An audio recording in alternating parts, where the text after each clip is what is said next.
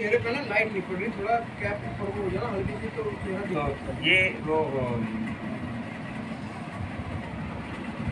ज्ञान गंगा जो पुस्तक है उसके अंदर ये परमात्मा ने ये बाइबल की भविष्यवाणी अपने कर कमलों से लिख रखी है, और ये बाइबल की भविष्यवाणी से भी ये कुछ यहाँ अंश दिया गया। इसको पढ़ते हैं कि भाई ये सत्य का आत्मा कौन है और ईसा मसीह जी ने क्या भविष्यवाणी की है, इसका मतलब यहाँ सार है जो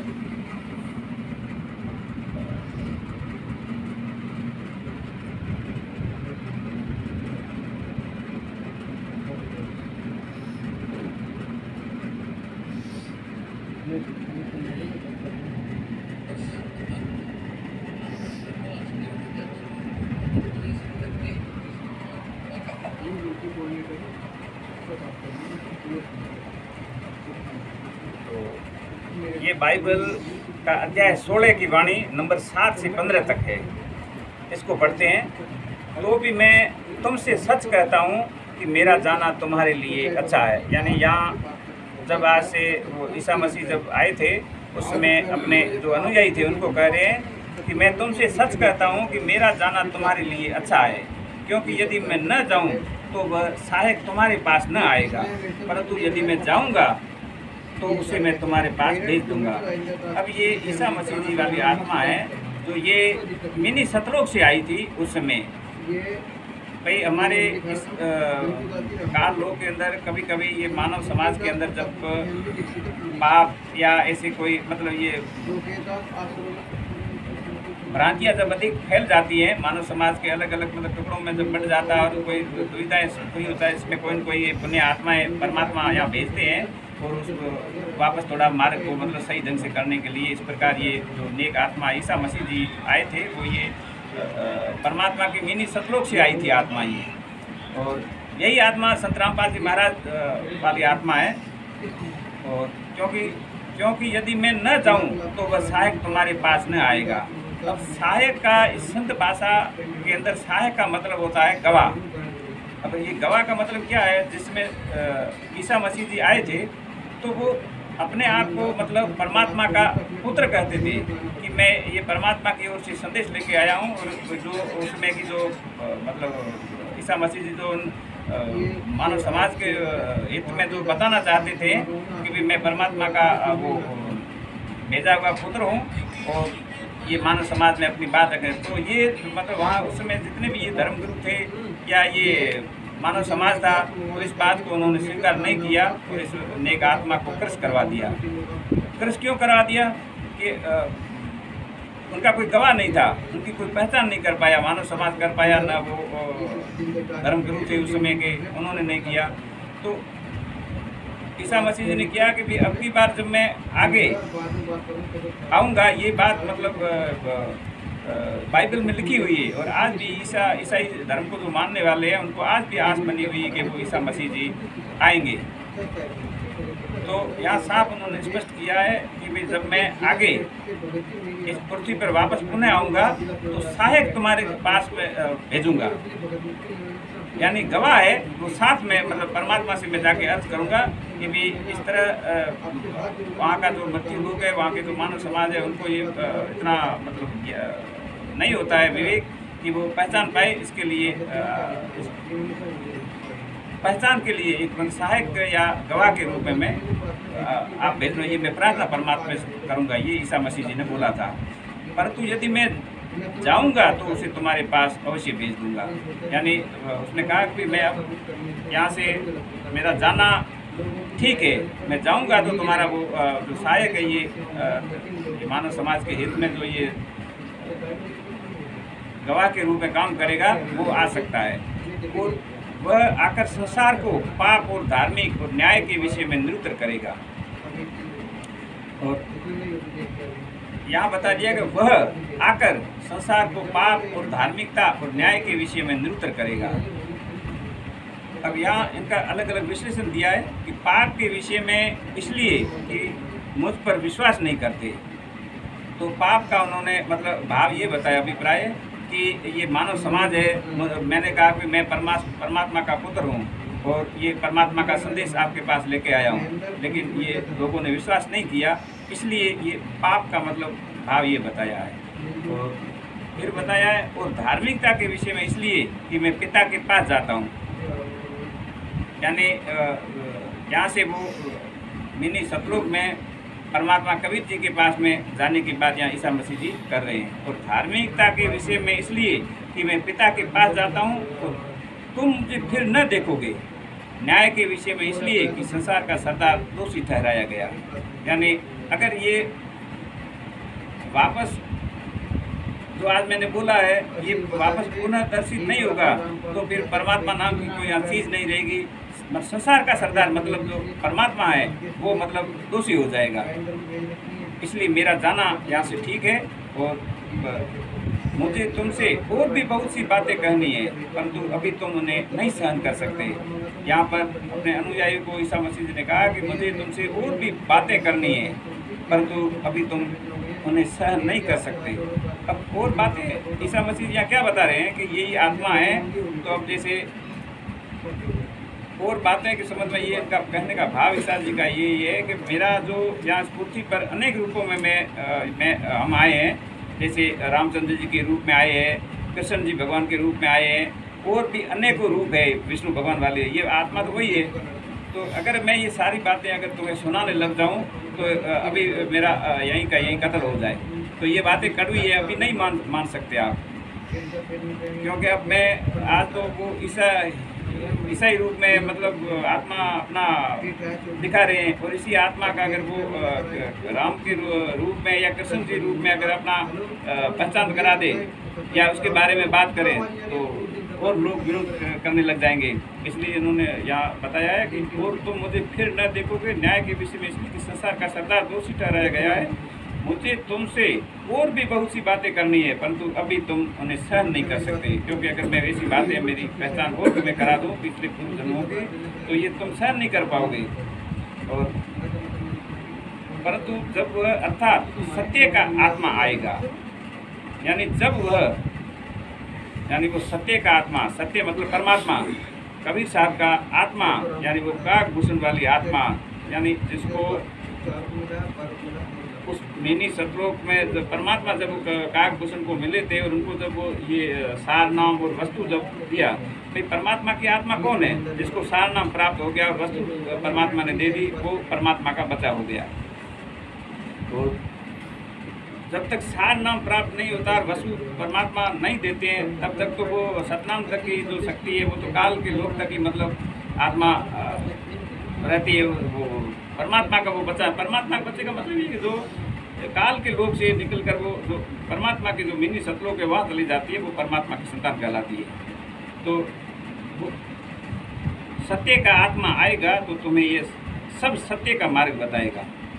यानी वो जो काकभूषण वाली आत्मा है जो परमात्मा की आत्मा कहलाती है, वो तुम्हें सब सत्य का मार्ग बताएगा। मतलब मेरा जो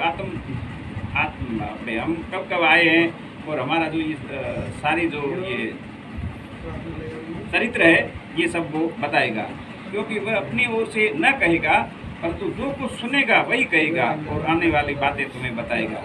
और फिर ये जो काकभूषण आत्मा या सहायक है या गवाह है, ये जो आएगा वो अपनी ओर से कुछ नहीं कहेगा। तो जो मतलब परमात्मा के ज्ञान में जो सत्संग है उससे जो सुना है वही सारी बातें हैं जो वो कहेगा, अपनी ओर से एक शब्द भी नहीं कहेगा।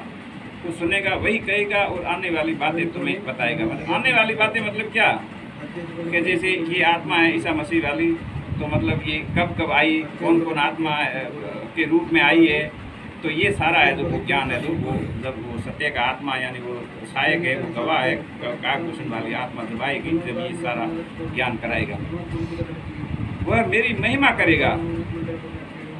यानी जब मैं आगे गुरु रूप में जब आऊँगा तब ये हमारे गुरु रूप में हमारी महिमा करेगा, क्योंकि वह मेरी बातों में से लेकर तुम्हें बताएगा। यानी मैं जब गुरु रूप में ये संत रामपाल जी महाराज जी के सोच लो, सोच के ला यही बात है कि मेरी महिमा करेगा, क्योंकि वह मेरी बातों में से लेकर यानी मेरे जो सत्संग है वो सत्संग में से ही मतलब ये बातें लेकर तुम्हें बताएगा। जो कुछ पिता का है वह सब मेरा है, इसलिए मैंने कहा कि वह मेरी बातों से लेकर मुझे बताएगा।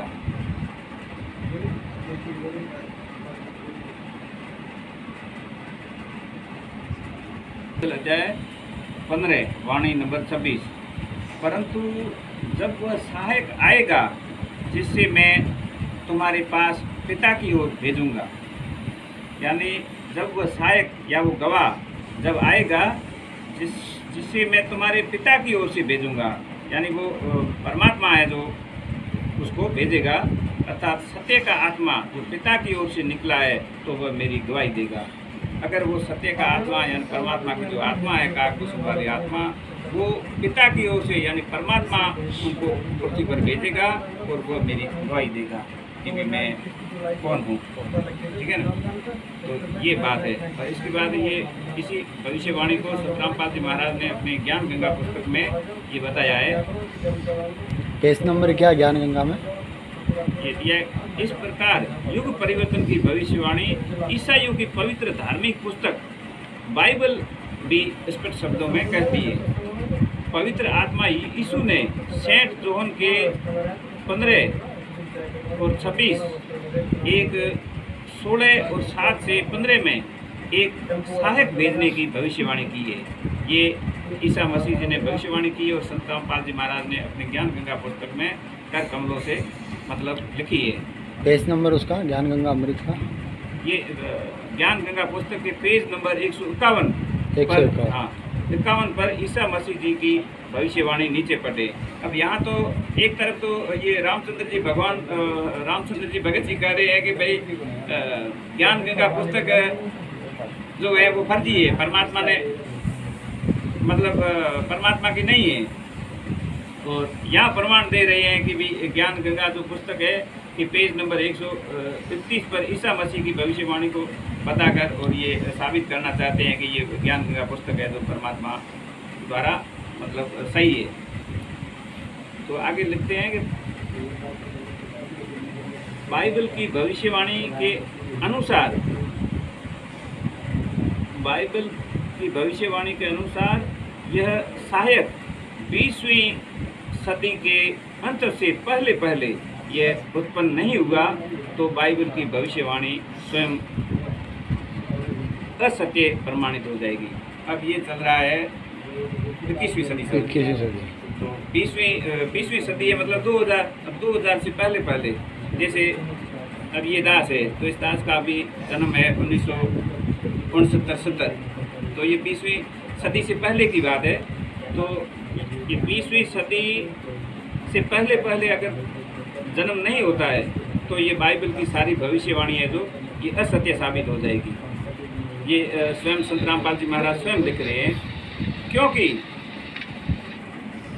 परंतु ऐसा होना असंभव है। गुरु जी ने अपने एफिडेविट दे दिए, गुरु जी ने अपने वचन में बोल दिया है, सत्य गुरु जी ने जो बोल दिया वो पक्का है, इसमें कोई भूल नहीं है। उन्होंने ये बताया है कि भी ये ऐसा होना असंभव है, ये होकर ही रहेगा होगा, क्योंकि उस महान आत्मा यीशु ने उस सहायक को भेजने के लिए ही अपने प्राणों की आहुति दी थी। यानी वो जो नेक आत्मा या जो परमात्मा जो यीशु थे, उन्होंने इस सहायक को भेजने यानी अपने पहचान के लिए इस गवाह को भेजने के लिए ही ये प्राणों की उन्होंने आहुति दी थी।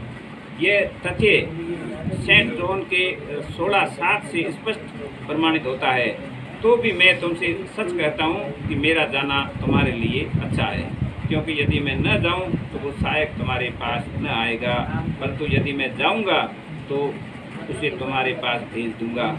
और अपने कहे के अनुसार उस परमात्मा ने अपने जीवन को, उस पर पवित्र आत्मा ने अपने जीवन को स्वेच्छा से बलि चढ़ा दिया।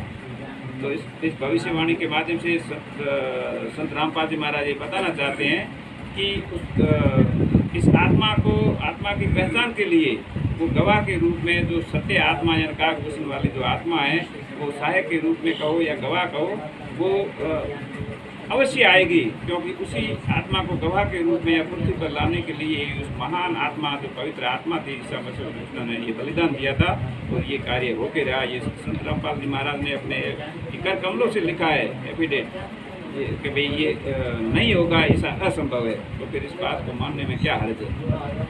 तो आज वही वो सहायक है, या कहो या काकभूषण वाली आत्मा कहो, या जो अब सत्संग में तो गुरु जी ने एक जगह बताया है कि भी इस समय काकभूषण वाली आत्मा का जन्म होता है तो मोक्ष